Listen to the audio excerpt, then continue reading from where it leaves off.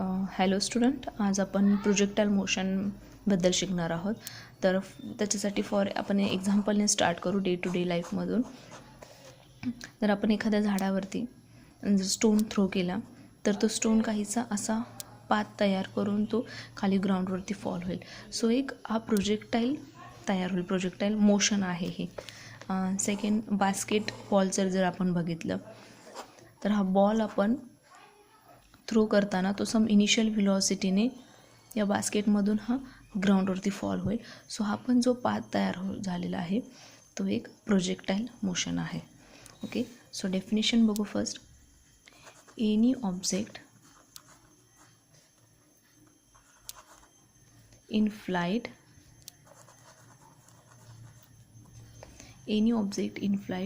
after being thrown with some velocity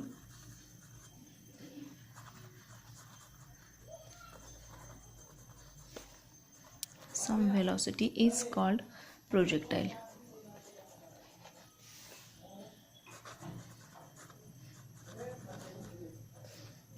And its motion is called a projectile motion.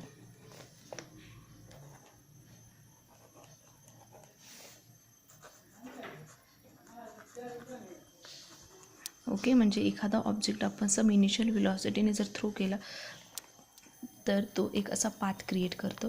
So त्याला आपण projectile, आणि त्याच्या मोशनला projectile motion असं बोललं जातं. ओके, सो आता इथे हेच आपण डायग्राम ग्राफने आपण एक्सप्लेनेशन बघू याचं.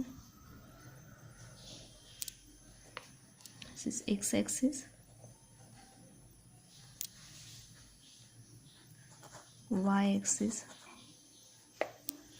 ओके, तर इथे ओरिजिन 0 आणि ऑब्जेक्ट आपण इथून थ्रो केला with initial velocity vector you, तर तो पाथ आपला असा तयार होईल प्रोजेक्टाईल. ओके, सो इथं पॉईंट क्यू नाव देऊ. So initial velocity vector you make an angle theta with x axis. Okay, आपण आता हे तुम्ही एक्झाममध्ये लिहिताना ज्या म्हणजे मॅथमॅटिकल पार्ट तर लिहू शकता, पण हे असे जे लाईन्स असतात थेरॉटिकली तर ते लिहिताना बऱ्याच जणांना ते आठवत नाही. तर आपण डायग्राम बघूनच ते लिहायला शिकलं पाहिजे. कसं, तर आता बघा, start. Initial vector you is make an angle theta with the x axis. Okay, so आणि सेकंड लाईन, जसं व्हेलॉसिटी आपण आपला ऑब्जेक्ट जसा वरती जाईल keeps going up, then velocity decreases. velocity इथे डिक्रीज होत जाणार.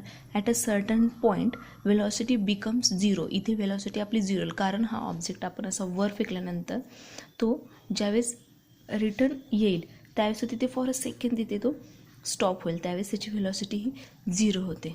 So at point P velocity is 0 आणि after that when it comes back to the ground त्यावेळेस त्याची velocity परत हे इनक्रीज होईल. Okay, there are 2 velocity component of projectile. Okay, 2 velocity component आहेत, u cos of theta and u sine of theta. Vertical, horizontal आपण कायम कॉसमध्ये घेतो. ठीक आहे, so horizontal is taken as a ground हा आपण हॉरिझॉन्टल घेतला आहे x axis, you cos theta. So this is the maximum height H and this is the r is denoted at maximum range of the projectile. Okay, ठीक आहे, समजलं हे कसं लिहायचं ते. फर्स्ट इनिशियल वेक्टर यू काय आहे ते सांगायचं, पॉईंट पी काय डिनोट करतो, आर काय डिनोट करतो, एच काय डिनोट करतं ते, आणि u cos theta velocity component and u sine theta. Okay, and acceleration म्हणजे ज्यावेळेस आपण वाय ॲक्सिसबद्दल, व्हर्टिकल डिरेक्शनबद्दल बोलतो त्यावेळेस ए वायची value, acceleration for Y axis is minus G, कारण डाऊनवर्ड डिरेक्शन असल्यामुळे आपण ॲक्सलरेशन हे मायनस जीमध्ये घेणार, कन्सिडर करणार. And acceleration for x axis is 0 because there is no force act on the x axis. ठीक आहे, एक्स ॲक्सिसला कोणताही फोर्स ॲक्ट होत नाही आहे, त्याच्यामुळे इथे आपण A X is equal to 0 consider केलं. आता हे सॉल्व करताना फर्स्ट आपल्याला व्हेलॉसिटी कंपोनंट्स आपल्याला घ्यायचे आहेत. सो इक्वेशन ऑफ मोशनने स्टार्ट करूया आपण.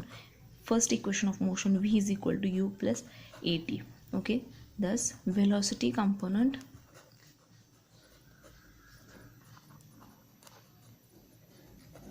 for x and y axis. मग एक्ससाठी आपण u x v x is equal to u x equal to, कारण इथे no any change, so as it is. आणि वेलॉसिटी काय, u cos of theta, equation 1. आणि इथे याच्यावरून आपण वेलॉसिटीज काढतो आहे, पण ॲक्सलरेशन आपला एक्ससाठी 0 आहे, त्याच्यामुळे ही टर्म कॅन्सल होईल, ती येणार नाही. And for Y axis v y is equal to u y minus g t, but velocity is u sine theta, so u sin of theta minus gt, acceleration is minus g, so minus gt, equation number 2. Okay, for the displacement साठी, for displacement x and y axis साठी आपण find out करू. Okay, so आता displacement साठी आपण second equation of motion वरून लिहूया, s is equal to ut plus 1/2 at². Okay, इथे आपण फॉर एक्स ॲक्सिससाठी S X is equal to u cos theta T. आता इथे ॲक्सलरेशन आपला एक्ससाठी 0 आहे, त्याच्यामुळे ही टर्म पण इथे येणार नाही, कॅन्सल होईल. So s x equal to u cos theta t, equation 3. And for Y axis s y is equal to u sine theta t, आणि एची value is minus g, so 1/2 minus g t square, equation number 4. Okay, हे आता velocity आणि displacement झालं आहे. Second आपल्याला time find out करायचा आहे. थर्ड टाईम, इथे time taken to reach the projectile for maximum displacement. So time at highest point काढायचं आहे आपल्याला. At highest point time t is taken as t0. okay, time t taken as t0, and at that time velocity is 0, कारण आपण vertical direction consider करतोय time काढण्यासाठी. So vy is equal to velocity at highest point, vy is 0. okay, so equation vy is equal to u sin of theta minus gt. So इथे 0 consider केला, 0 घेतले आपण velocity for Y axis, and u sine theta minus g t is taken as t0. Okay, so आपल्याला time काढायचा आहे. So g t0 is equal to u sine of theta, so t0 is equal to u sine theta upon g. So this is the time required for projectile to reach the maximum distance. पण आपल्याला total time find out करायचं. So total time t is equal to 2t0. पण आपण इथे 2 का घेतलेला आहे, कारण आपला going up and coming back time हे इक्वल आहे, कारण हे सिमेट्रिकल शो करतोच, त्याच्यामुळे हे दोन्ही टाईम इक्वल असल्यामुळे आपण 2t0 इथे घेतलेला आहे. So this is time of flight. Okay, time of flight. Now आता आपल्याला काय फाइंड आउट करायचं आहे, मॅक्झिमम डिस्प्लेसमेंट फाइंड आउट करायचं, हॉरिझॉन्टल डिस्प्लेसमेंट. हॉरिझॉन्टल डिस्प्लेसमेंट म्हणजेच रेंज काढायची, range of projectile, maximum range. So maximum displacement of projectile, H, maximum displacement H, sorry आरने denote केली आहे, आर इज इक्वल टू. आता maximum displacement म्हणजे आपण horizontal find out करणार आहे. सो त्याच्यासाठी आपण हॉरिझॉन्टल इक्वेशन डिस्प्लेसमेंटचा S X is equal to u cos theta T हे घेणार आहे. आर म्हणजेच S x,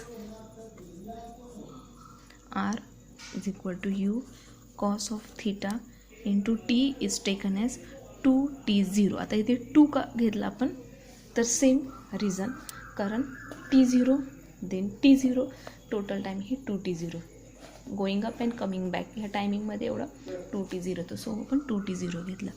then u cos of theta 2 into t0 is taken as u sine theta upon g. So u square then cos theta 2 cos theta sine theta upon g. So 2 cos theta sin theta is nothing but sin 2 theta upon g. So this is the maximum range of the projectile, and it depends upon the initial velocity, angle and acceleration due to gravity g. Okay, now maximum height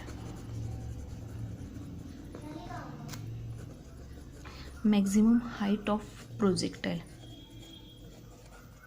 हे find out करायचं आहे. तर maximum height म्हणजेच हे vertical distance find out करायचं, vertical displacement. So maximum height is represented by H. H is equal to vertical डिस्प्लेसमेंटसाठी आपण S वायचा फॉर्म्युला यूज करणार आहोत इथे. H is equal to u sine theta T0 minus 1/2 g T0 square. Now u sin theta T0 is taken as u sin theta upon 0 g minus 1/2 g u sin of theta upon g bracket square. So u square sin square theta upon g square केला minus 1/2 g into u square sin square theta upon g square. स्क्वेअरला जी cancel झाला तर ते जी single base same आहे. So एकच term आपण घेऊ शकतो हे u square sin square theta upon 2g. So this is the maximum height of the projectile.